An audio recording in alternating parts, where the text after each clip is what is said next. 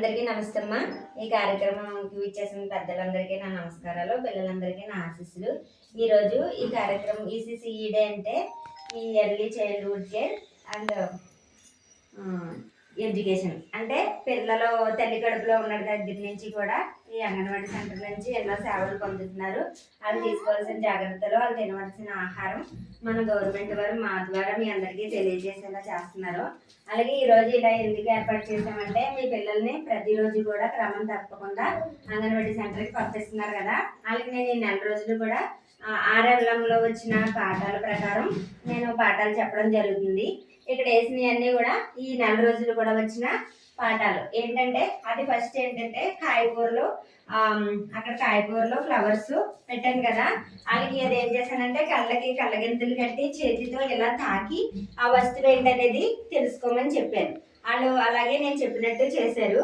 తర్వాత అవి కథలు ఏంటంటే వారానికి ఒకసారి మేము మొత్తం కథల పుస్తకాలన్నీ వాళ్ళ దగ్గర పెడితే వాళ్ళు ఏ కథ చెప్పమంటే ఆ కథను నేను వాళ్ళకి ఇంగ్లీష్లో కూడా ఎక్స్ప్లెయిన్ చేశాను. అలాగే ఇదేంటంటే ముస్తాబు, మనం పిల్లలకి ఇప్పటి నుంచి ముస్తాబు అవ్వడం అంటే రెడీ అవ్వడానికి ఏ వస్తువులు కావాలి అనేది, అది హ్యాండ్ వాష్ అయినా సబ్బు అయినా, అలాగే నెయిల్ కట్టర్, దువ్వెన, పౌడర్ డబ్బా, టవలు, అద్దం, అలాగే మనం రెడీ అవ్వడానికి కావాల్సిన సామాన్లన్నీ ఏంటి అనేది ఆ వయసుకి తెలియాలి. కాబట్టి అంటే కొంతమంది ఏమనుకుంటున్నారంటే నేను పెద్ద పెద్ద పాఠాలు చెప్తున్నానని ఫీల్ అవుతున్నారు, కానీ కాదు. ఆ పెద్ద పెద్ద పాఠాలు నేను పెట్టింది కాదు. వాళ్ళ మెదడు మన మెదడు కంటే చాలా పవర్ఫుల్గా ఉంటుంది, చాలా ఫాస్ట్గా వాళ్ళు గమ్మున అర్థం చేసుకోగలరు. ఇంకోటి ఏంటంటే వాళ్ళు ఇప్పుడు విన్న మాటని ఎప్పటికైనా సరే పెద్ద అయిన తర్వాత వాళ్ళని అడిగితే మళ్ళీ చెప్తారు ఖచ్చితంగా. ఎందుకంటే వాళ్ళ మెదడులో ఏది ఉండదు. 2 సంవత్సరాల నుంచి 5 సంవత్సరాల పిల్లలకి చాలా ఫాస్ట్గా మెదడు అనేది పనిచేస్తుంది. చాలా జ్ఞాపకాలు వాళ్ళని ఉంచుకోవాలి. మనమైనా సరే ఇప్పుడు ఎప్పుడో చిన్నప్పుడు చెప్తాం, అదే నిన్న మొన్నటిది చెప్పలేం. ఎందుకంటే మన బుర్రలో బోల్డ్ అన్ని ఉంటాయి కాబట్టి. అలాగే అదేముండదు కాబట్టి మైండ్ అంతా ఫ్రీగా ఉంటుంది, చక్కగా అర్థమవుతుంది. అలాగే నేను చెప్పిన తర్వాత ఇంటికి వచ్చిన తర్వాత మీరు టీచర్ గారు ఏం చెప్పారు అని అడిగినా వాళ్ళు మీకు చెప్తారు. ఆ మెమరీ పవర్ వాళ్ళకి ఉంటుంది. అయితే తర్వాత అదేంటంటే వాళ్ళు రెడీ అవుతారు. తర్వాత హ్యాండ్ వాష్, చిన్న హ్యాండ్ వాష్ ఎలా చేసుకోవాలి చూపించండి ఒకసారి. హేమంత్, ఆద్య, షైని హ్యాండ్ వాష్ చూపించండి ఒకసారి మీ మదర్స్కి. నుంచి చూపించమ్మా. హ్యాండ్ వాష్ ఎలా ఫస్ట్ ఏం రాసుకోవాలి చేతులకి, రాసుకొని శుభ్రంగా తోముకొని చక్కగా వాష్ చేసుకోవాలి. అలాగే సిడౌన్. అలాగే మీరు పొద్దున్నే లేచిన వెంటనే ఏం చేస్తున్నారో ఒకసారి చెప్పండి. తర్వాత గట్టిగా చెప్పు, నుంచో, హ్యాండ్స్ ఫోల్డ్ చేసుకో, బ్రష్ చేసుకోవడం, మంచి అలవాట్లు చెప్పు. ఏం చేస్తున్నావు నువ్వు ఉదయం లేచిన వెంటనే?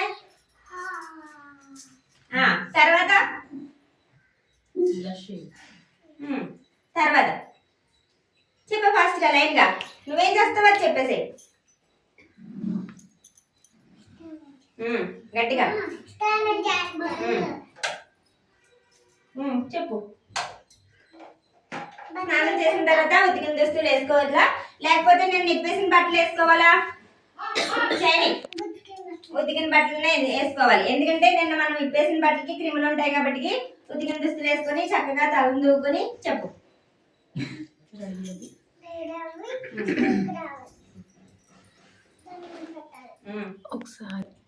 చెప్పు. అలా చక్కగా రెడీ అయ్యి ప్రతిరోజు స్కూల్కి రావాలి. SIT down. Very good.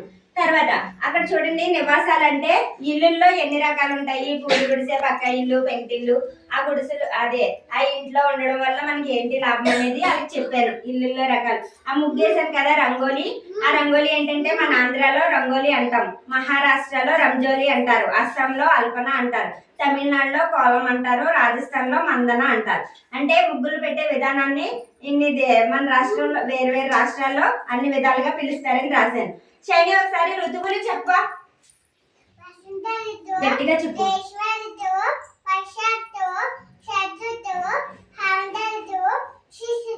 Very good. తర్వాత మనకి భూమి ఎలా ఉంటది? అదే భూమి ఎలా ఉంటది చెప్పు. భూమికి ఎన్ని దిక్కులు ఉంటాయి? ఏంటవి చెప్పు. చెప్పు నుంచో చెప్పే. Very good. ఇలా భూమి భూమి గుండ్రంగా ఉంటదని, రాత్రి అంటే చంద్రుడు వస్తాడని, పగలైతే సూర్యుడు ఉంటాడని చెప్పానండి. తర్వాత బాల్స్ ఈ 5 అంకెలు ఉన్నాయి కదా, ఈ పిల్లలు ఈ నెంబర్స్ దగ్గర జంప్ చేశారు బాక్సుల్లోని. తర్వాత పూసలు పెట్టి ఆ అంకెలు ఎన్నో చెప్పారు. జంక్ ఫుడ్, హెల్తీ ఫుడ్, అది ఏం తినాలి ఏం తినకూడదు. తర్వాత ముఖ్యమైనది జీవిత చక్రం. జీవిత చక్రం అంటే మనిషి యొక్క జీవిత చక్రం చెప్పాను. అలాగే ఒక మొక్కని విత్తనం నాటితే మొక్క వస్తుంది, ఆ విధానం కూడా చెప్పానండి. కప్ప యొక్క జీవిత చరిత్ర చెప్పాను. సీతాకోక చిలుక యొక్క జీవిత చరిత్ర కూడా చెప్పాను. అలాగే పండుగలు చెప్పాను. దసరా పండుగ, రంజాన్ పండుగ,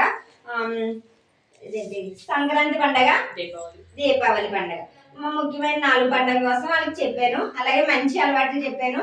తర్వాత జిగ్సా పజిల్స్ అంటే ఇవి ముక్కలుగా ఉంటాయన్నమాట. ఒక యాపిల్ ఉందనుకోండి, ఆఫ్ అయిపోయి ఉంటది, అది వాళ్ళు కలపడం, అలా ఆకారాలను ఇస్తే వాళ్ళు కలపడం నేర్చుకున్నారు. తర్వాత మనం ఆకుకూరలు ఇది తినాలని చెప్పాను. ఇదేంటంటే సలాడ్ అంటే వంట చేసే విధానం. వంట అంటే పొయ్యి మీద పెట్టి వండకుండా అది ఎలా తయారు చేయాలన్నది చెప్పానండి. ఫ్రూట్స్ అన్ని ముక్కలు చేసి దాంట్లో మిరియాల పొడి, తేనె వేసి తింటే మంచిది, అవి మనతో చేయించుకోండి అని చెప్పాను. అదే మసాలా దినుసులు ఎందుకు పెట్టామంటే మసాలా వాసన కళ్ళకి గంతలు కట్టినప్పుడు అవి ముక్కు దగ్గర చూపించినప్పుడు అది ఏం వాసన అంటే అది కూడా చెప్పారు. తర్వాత ఈ డస్ట్బిన్స్ ఏంటంటే తడి చెత్త, పొడి చెత్త. తడి చెత్త అనేది వేరుగా, పొడి చెత్త అనేది వేరుగా రిక్షా కార్మికులకి ఇవ్వాలి. దాంతో కంఫర్ట్ తయారు చేసి మొక్కలు పెరగడానికి ఇస్తారని చెప్పాను. తర్వాత నా రంగుల భారతదేశం. మన భారతదేశంలో ఆంధ్రాలో రైస్ తింటారు, హర్యానాలో చపాతి, తెలంగాణలో బిర్యానీ ఫేమస్ అని చెప్పాను. అది మాత్రం వాళ్ళు చాలా బాగా చెప్తున్నారు. శని, మనం ఏం తింటాం ఇష్టంగా? మన ఆంధ్ర వాళ్ళు ఏం తింటారు? నుంచో చెప్పు, ఏం తింటారు ఆంధ్రాలో? రైస్. అలాగే బిర్యానీ. హైదరాబాద్ లో ఏం తింటారు? ఓకే. మరి అదేంటి హర్యానాలో? Very good. అలాగే ఇక్కడ చూడండి, ఇక్కడ పెట్టాను కదా, ఈ కార్డ్స్ ఏంటంటే అక్షరాలతో పదాలు కలపడం. కడవ, తల, అలా. తర్వాత ఇమోజీస్ అంటే ఫీలింగ్స్. మనం ఆనందంగా ఉన్నప్పుడు ఎలా ఉంటాము, బాధగా ఉన్నప్పుడు ఎలా ఉంటాము, కోపంగా ఉన్నప్పుడు ఎలా ఉంటాం అనేది వాళ్ళకి నేర్పించానండి. తర్వాత వాహనాల పాట, సైకిల్కి మనం ఏ ఊరు వెళ్తామో ఆ పాట ఒకటి, ఇల్లు ఇల్లు ఇల్లు. తర్వాత ఏనుగమ్మ ఏనుగు, పాడు నువ్వు పాడు ఆద్య, నీకు కూడా వచ్చు.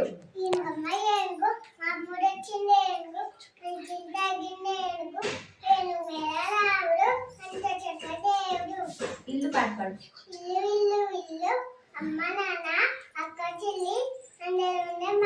Very good. తర్వాత చూడండి, అక్కడ ఉన్నాయి కదా ఆ వర్ణన పూసలు, ఆ కంజీరా, అవన్నీ అక్షరాలేమో ఈ నెలలో వచ్చిన అక్షరాలు. ఆ అడుగుని వస్తువులన్నీ కూడా మన డిపార్ట్మెంట్ వారు మనకి సరఫరా చేసిన వస్తువులండి. అయితే ఈరోజు ఇలా మీ అందరూ కూడా ఈ కార్యక్రమానికి వచ్చినందుకు చాలా సంతోషం. అలాగే మీ పిల్లల్ని రోజు స్కూల్కి తప్పకుండా మానకుండా పంపించండి. అలాగే ఇంకా ముఖ్యమైనది ఏంటంటే ఈ నెలలో ఛత్రపతి శివాజీ మహారాజ్ గారి పుట్టినరోజు అయిందండి. అది కూడా మన పిల్లలకి చెప్పడం జరిగింది. ఎందుకంటే ఇలాంటి వీరుల కథలు అలాంటి పిల్లలకి చెప్పామంటే తప్పకుండా వాళ్ళ మైండ్లో పెట్టుకుంటారు. వాళ్ళు కూడా కొంచెం కాకపోయినా కొంచెమైనా జ్ఞాపకంగా ఉంచుకొని మంచి వీరుల్లాగా, మంచి పిల్లల్లాగా తయారవుతారని నా ఉద్దేశం. అందుకనే అలాంటి కథలన్నీ చెప్తున్నాను. అంటే పెద్దగా చెప్తున్నారు, గుర్తుండదేమో అనుకుంటున్నారండి, అలా అనుకోవద్దు. వాళ్ళకి తప్పకుండా జ్ఞాపకం ఉంటది. ఈ కార్యక్రమానికి వచ్చి మీ అందరికీ కూడా నా నమస్కారాలు తెలియజేస్తున్నాను.